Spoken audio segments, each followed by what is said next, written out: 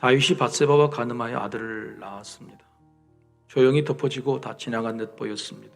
그러나 하나님께서는 기어이 나단 선지자를 통하여 다윗의 범죄를 드러내 알려주십니다.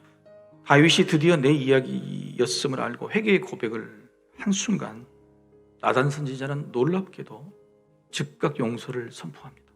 그런데 그 다음 이야기가 참 이상하게 흘러갑니다. 용서하셨다고 하는데 용서가 아닌 것 같습니다. 다윗은 죽지 않고 네 아들이 죽는다, 이게 용서입니까?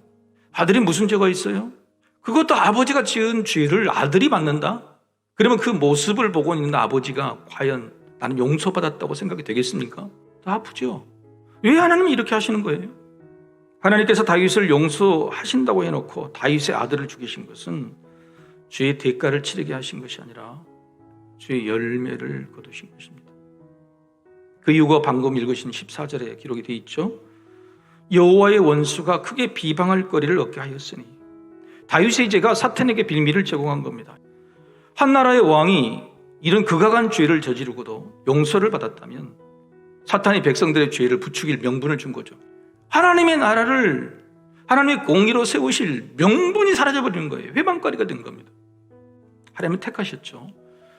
왕일제라도 백성처럼 공평하고 공정하게 대하신다는 점을 일부러라도 보여주셔야만 했던 것입니다. 그래서 선택하신 방법이 죄의 대가가 아니라 죄의 열매를 거두신 것이죠. 다윗은 죄의 열매를 거두시는 하나님의 공정한 뜻을 겸손하게 받아들이고 털어버린 거죠. 사랑하는 성도 여러분, 우리의 죄를 대속하여 죽으신 우리는 사실 다윗처럼 죄의 대가조차 치르지 않았습니다. 그런데 여전히 우리는 또 죄를 짓습니다.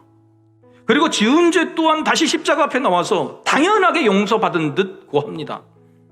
근데 과연 이게 정상적인 믿음일까요?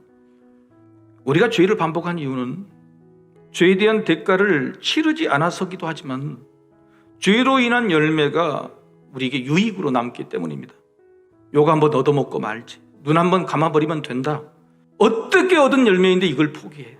이렇게 지킨 죄의 열매가 돈이라면, 지위라면, 성공이라면, 행복이라면 과연 그게 우리를 행복하게 만들까요? 여러분, 죄의 열매를 정산하면 마음이 평안해집니다. 죄의 열매를 포기하면 더 귀한 것을 얻게 됩니다. 바로 그것을 하나님께서 오늘 또 보여주셨어요. 다윗을 향한 하나님의 계획이 여기 끝이 아니에요.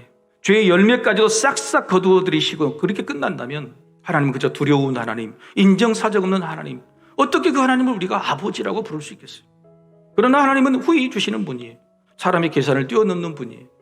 여러분, 다윗에게 죄의 열매를 거둬가셨어요. 이미 아이는 죽었습니다. 죄의 열매를 다시 100배로 돌려주실 수는 없잖아요. 그래서 다시 돌려주신 게 뭐냐?